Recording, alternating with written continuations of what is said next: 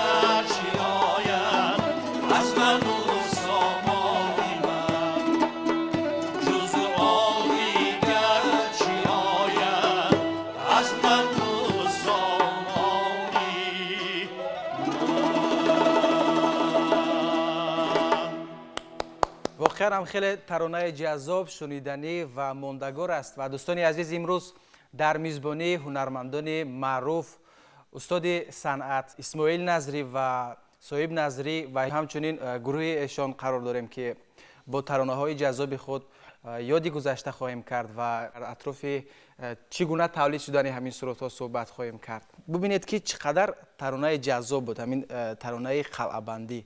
اگر خطا نکنم در رپرتوار اکثریت هنرمندان ما همین سرود هست. همگی همین سرود رو می‌سرایند. هر یک هنرمند حافظی سبک موسیقی سنتی تاجیک این گروه حافظان را ما اگر نامبر کنیم اینا یک چند نفری هستند که در موسیقی سنتی تاجیک از پیش نام برآوردند، هنری خودشان پیشکش مخلصان و تماشابینان و خلق گرداندند. یکی از این هنرمندان، یکی از این حافظان مشهوری صنعت تاجیک این استاد اکاشریف جورایف می باشد. این استاد زبردست در طول سالیانی که هنرنمایی کردند با ایجادیات بسیار جاذب و جذاب خودش تمام مخلصان و شنوندگان موسیقی سنتی تاجیک را در عرصه تاجیکستان و بیرون از تاجیکستان معرفی کردند. بسیار شاگردهای زیادی را هم حافظانی که با اسلوب و اصول خوانشی استاد اکاشریف پیروی میکردند اینا را ما نامبر کردن میتوانیم. سیمالدین برهانوف حافظ خلقی جمهوری تاجیکستان، ابراهیم کابلیف حافظ خلقی جمهوری تاجیکستان، دولت جورابک پیر صدیروف از منطقه درواز حافظ خلقی جمهوری تاجیکستان، احمالشاه رضوانشاه حافظ خلقی جمهوری تاجیکستان. دیگر باز حافظانی که بعداً نام برآوردند و با اسلوب و سبک این حافظی ممتاز ایجادیات خودشان را سر کردند. اینا مثلا دانا بهراموف هنرپیشه شایسته تاجیکستان، بنده اسماعیل نظریف، من احمد شاه الفتشاهیف هنرمند مردمی تاجیکستان شادروان اکتیاری تئاتر بودند. خیلی هم نوازنده بودند و هم سراینده بودند. روزی گدایف شادروان شاگردان اینا، دولت نظریف برادری کلانی خودم که هنرپیشه شایسته تاجیکستان هستند. تمام هنرمندان امروزه هم از ایجادیات این استاد خیلی استفاده برده، سرمشق کارشان را از همین سرودهای استاد اکاشریف سر میکنند، خطا نمیکنند. آنی که میدانم همین سالهای 54 55 پدر من استاد عبدالله نظری را از درواز حکومت به همین انسمبل آوازدار کوهستان که در فیلارمونی دولتی ارزی هستی داشت و در این انسمبل تمام هنرمندان از تمام مناطق جمهوری گرد آمده بودند. معروف خوجا بهادروف، فریضه سیدالله و برنای اسحاق و شایسته ملاجان و همه همین هنرمندانی که و نوازنده های بهترین دولتشاه مومن شایف، نیسان شاولوف، همینا در فیلارمونیا کار میکردند.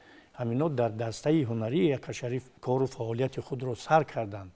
بعد از استاد اکاشریف جورایف شادروان عبدالله نظریف این دسته را سروری کرد که در این دسته بسیار هنرمندانی ورزیده کار و فعالیت کردند و سفرهای هنری به تمام ناحیه های جمهوری داشتند که اینا را بسیار خوب قبول میکردند. در این دسته ارتیست خدمت نشان داده جمهوری تاجیکستان کریم رحیموف، براد یخشیف شادروان در این دسته هنرنمایی میکردند. زلیخا رحیم و رقاصه در این انسمبل بودند. بسیار یک شخصیت های ورزیده و استادان صنعت تاجیک هنرنمایی کردند.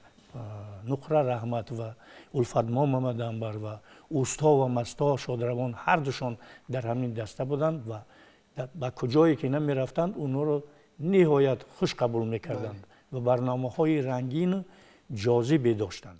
موضوع ایجادیات این هنرمندان از پند و اخلاق، از عشق و محبت، موضوع از وطن و وطن دوستی، وطن خواهی، دوست داشتن وطن، ایجادیات آنها بود که در همین روحیه تربیت میکردند.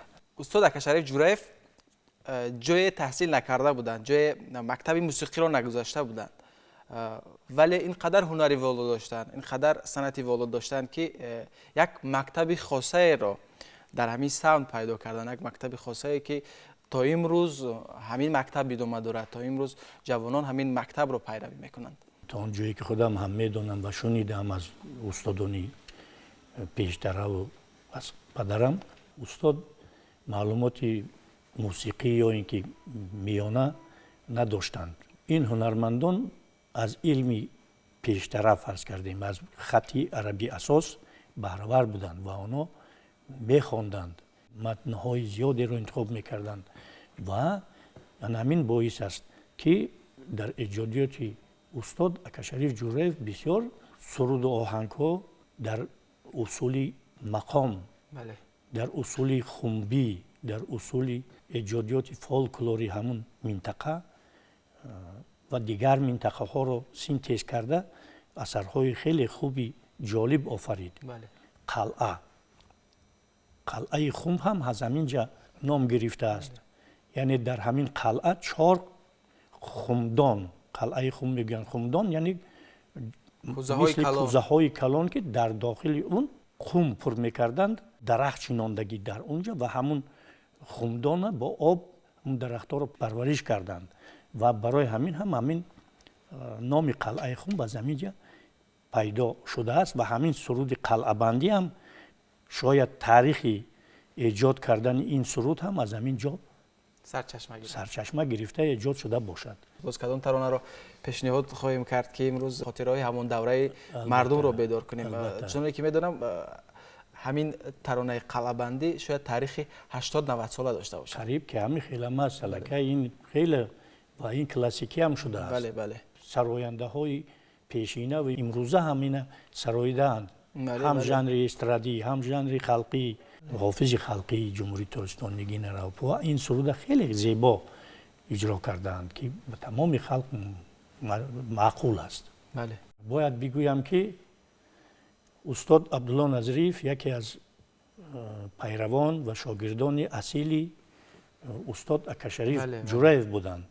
استاد رو ایدئال خود میشماریدند، خودش میگفت و با تأثیر آوازخوانی استاد اکاشریف جوریف من سراینده شدم و گرچنده که تعلیم با واسطه پتیفون، قرطه پتیفون و رادیو و سرودهای پیشتره آنها رو میخواند و زمزمه میکرد مستقلانه خودش از استاد اکاشریف جوریف، از بابا قلک فیض‌الله شهابوف، شاهنظر صاحبوف، توفه فاضل و رین غالب و همین هنرمندا رو پتیفون خریده از پتیفون گوش میکرده است. با واسطه همین قرطه پتیفون هم مخلص شده است و هم استاد غایبانه خود اینا را شماریده است که آهسته آهسته آمده در خود همین فیلارمونیا در دسته اکاشریف کار کرد. همین تاثیر بود که در سن 24 سالگیش عنوان حافظ خلقی جمهوری تاجیکستان رو گرفت. از خود ایجادیاتی استاد عبدالله نظریف گرچنده که تکیه به ایجادیات داشته باشد لیکن اسلوب خواندن، طرز خواندن، آواز، ایجاد فرق میکند. خب یکی از همون سرودها رو شاگردان میخوانند. سرود چی نام دارد؟ لبهای میگون، غزلی هلالی. آهنگ از عبدالله نظریف.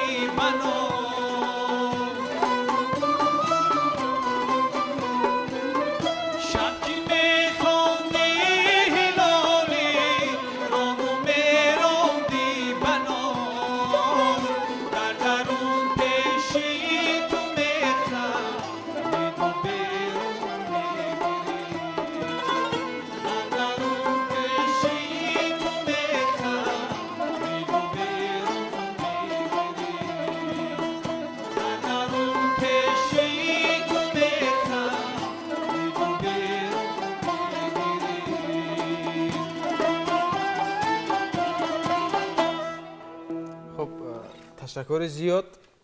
تاریخ ایجاد همین ترانه رو میدونید؟ هر یک حافظ در ایجادیات خودش با بعضی تغییرات ها و با بعضی اصول های به خودش خاص سرود ایجاد میکند، آهنگ ایجاد میکند. من آورده نمیتوانم که فرض کردیم یگان هنرمند مخصوص آهنگ ایجاد کند که یگان کس اونا ایجاد کردگی نباشد یا اینکه تأثیرش نباشد. به این نمیشود، چون که موسیقی با موسیقی توأم است. فرض کردیم لحظه همون موسیقی یک مانندی داره، یک مانندی حتما باید داشته باشد و هست.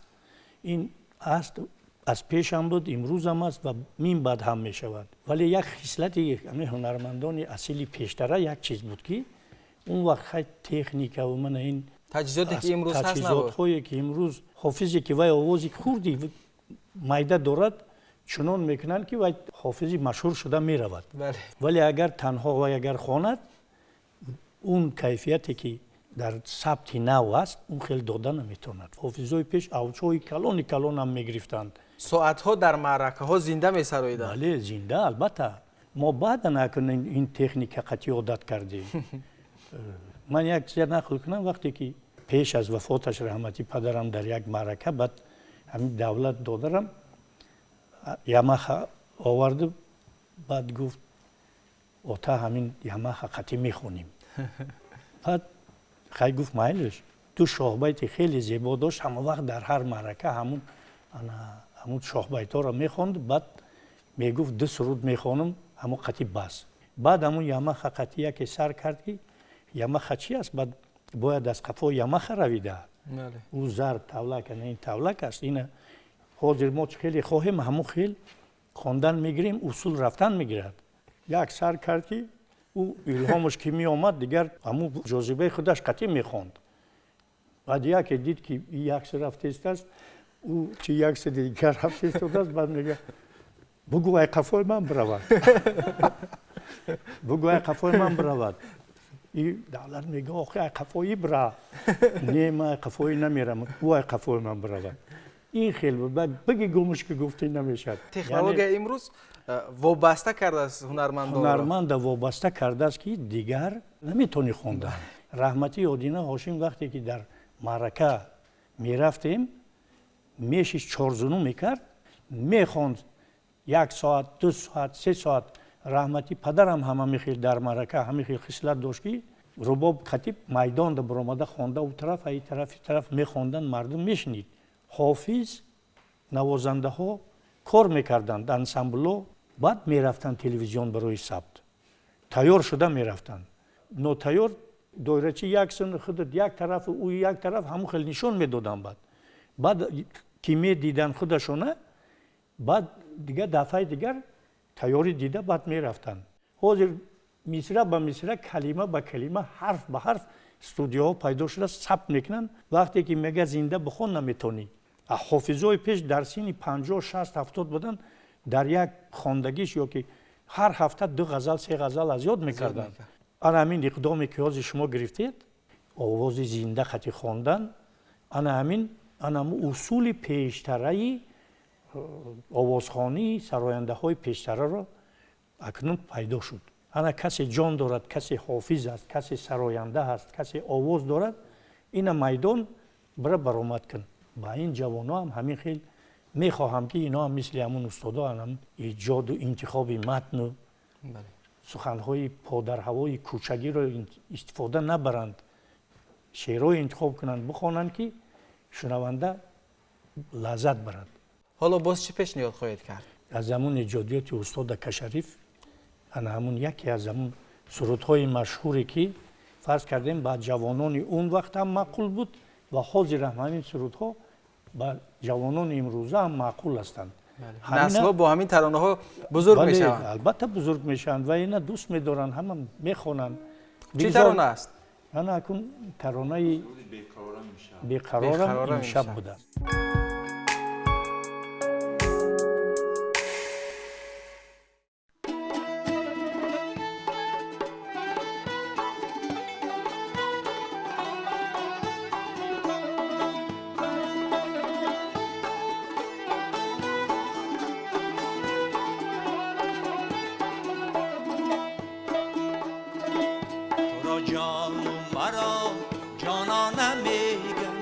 جانم تو را شم و مرا پروانه میگن دلبر جانم تو یک شمی و صد پروانه داری دلبر جانم چی پروای منی دیوانه داری دلبر جانم بر ناز دارد ناز بردارم این شبه بر ناز دارد ناز بردارم این شبه نازی بسیار دارد دل بر جان نازی بسیار دارد دل بر جان بقرارم این شب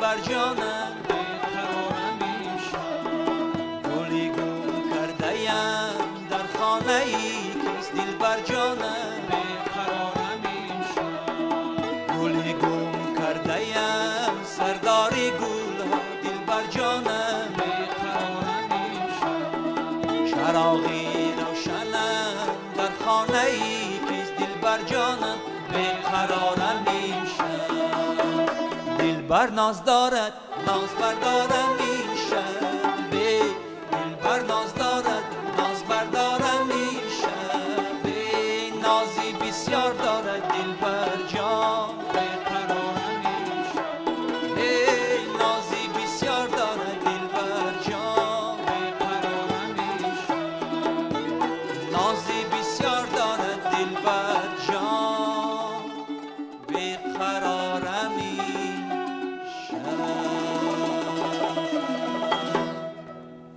واقعا هم ترانه های اکاشریف جوریف چنانه که گفتید تمامی منطقه های تاجیکستان میسراند. این هم به فکر من سببش آن است که یک آمیختگی ژانرهای موسیقی تاجیکی بود. سرودی مشهوری استاد 4 ضرب. 4 ضرب. یعنی 4 ضرب شهدش با لحنی همون ریز میخواند. اصول دیگری خوانیشش موریگی های مثلا بخارا و سمرقند و همین 4 ضرب چنان زیبا ثبت کردند که در دهه ادبیات و صنعت در مسکو 41 سال بود. 41 سال بله. و همون برآمد کرده توجه تمامی تماشابینان اون دوره را به خود جلب کرده است. ترانه ساقی چمن در نتیجه بیدارخوابی ها، در نتیجه کار کردن همون گفتیم یافتیم با یک اسباب ثبت کردیم، بعد با انسامبل شد. همین سرود امروز در تمامی جمهوری الکه مشهور شده است که تمام حافظان از این متن استفاده میبرند و این سرود دوست می‌دارند. و بزرگی همون هنرمند هم همین است که ترانه او رو بازخوانی کنند. بازخوانی کنند. بله. همین ما می‌خواهیم که شاگردان اجرا کنند. خب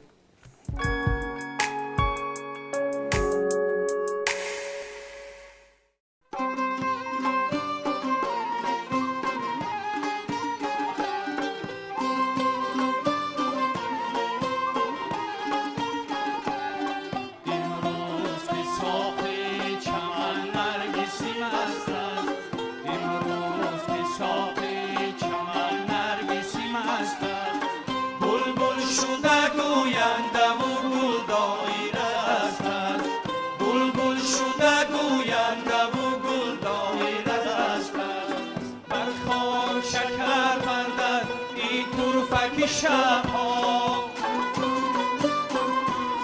بر خاک شکر بندد این طرفک شبها خون برمی جمع از شکری در تو هستند خون برمی جمع از شکری در تو هستند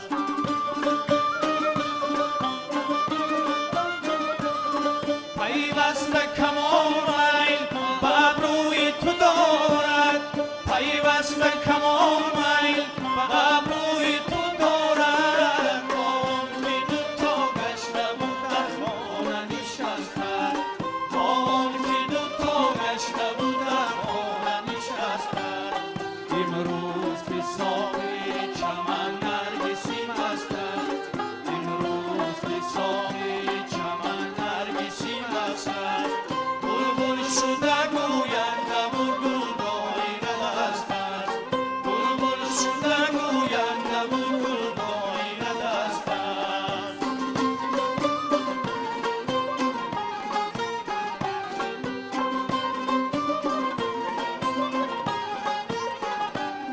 برخاسته از هستی من گرم ملکی برخاسته از هستی من گرم ملکی بر خاطری من از تو غبار ننشستم بر خاطری من از تو غبار ننشستم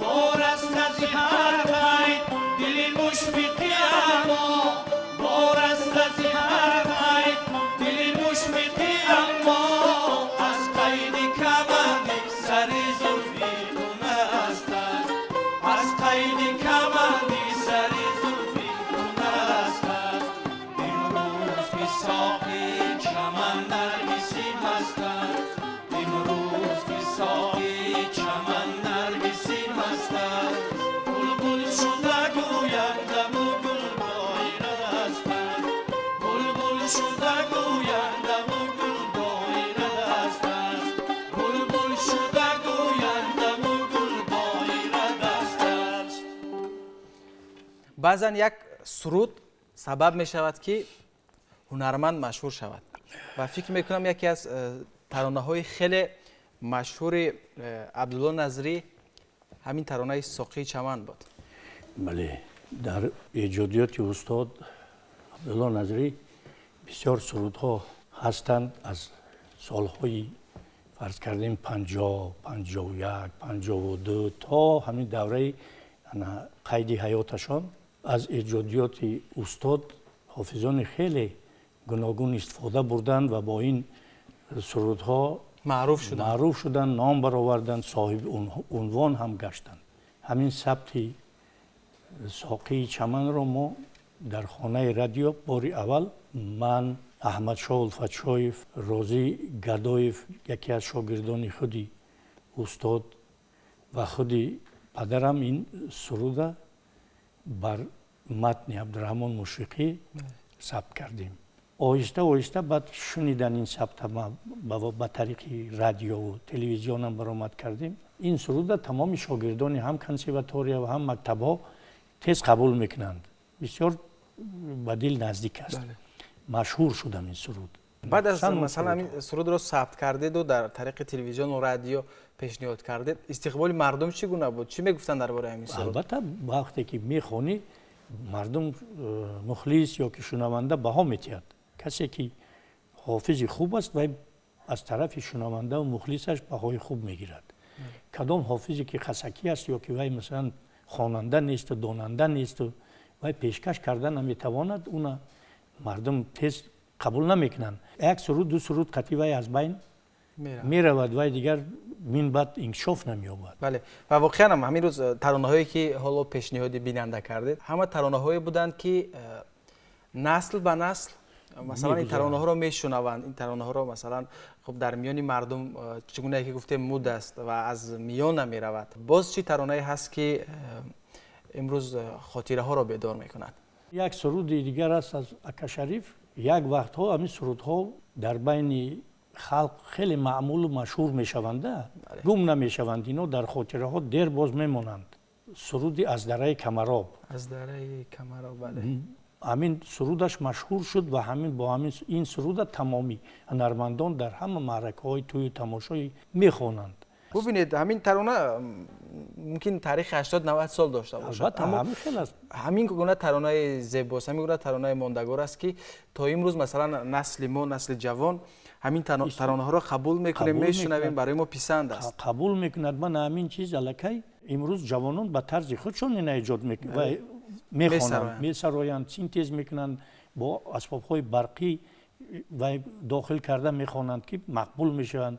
سرودهایی هستند که ماندگار هستند. گفتی شما اینا را زنده نگاه داشتن در کار است. خب بفرمایید.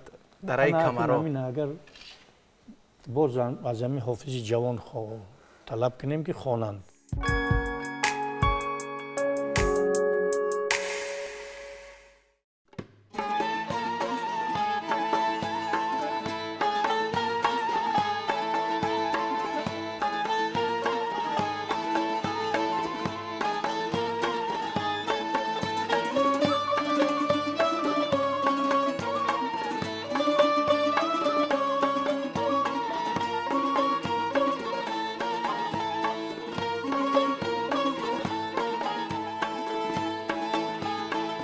از دره کمراب، از دره کمراب انار آوردیم، انار آوردیم، انار آوردیم شیرین، انار آوردیم شیرین، انار جانم اناره، انار جانم اناره.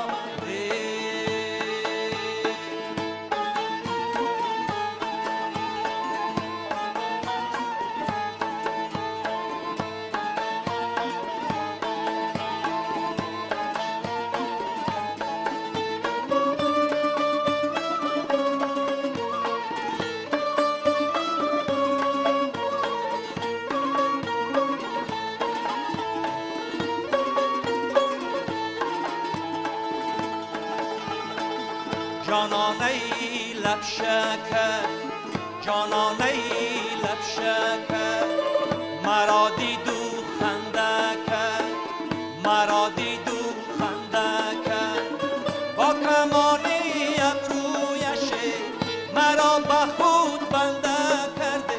انار جانم اناره، انار جانم اناره. از دره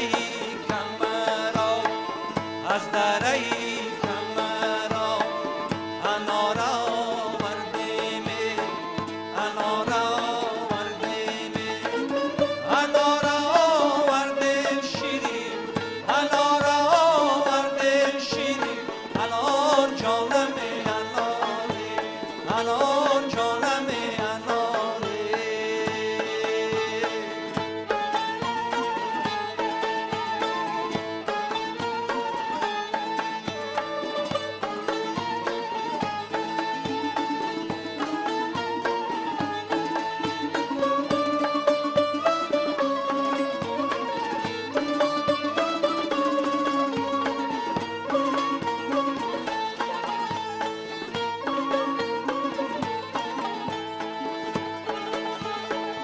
آها میگردم قدر بناز بناز گشتنه، آها میگردم قدر بناز بناز گشتنه، برگ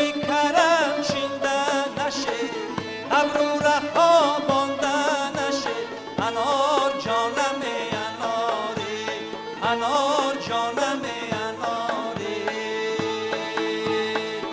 از دره کمرا، از دره کمرا انار آوردیم، انار آوردیم، انار آوردیم شیرین، انار آوردیم شیرین. انار جانم اناری، انار جانم اناری، انار جانم اناری.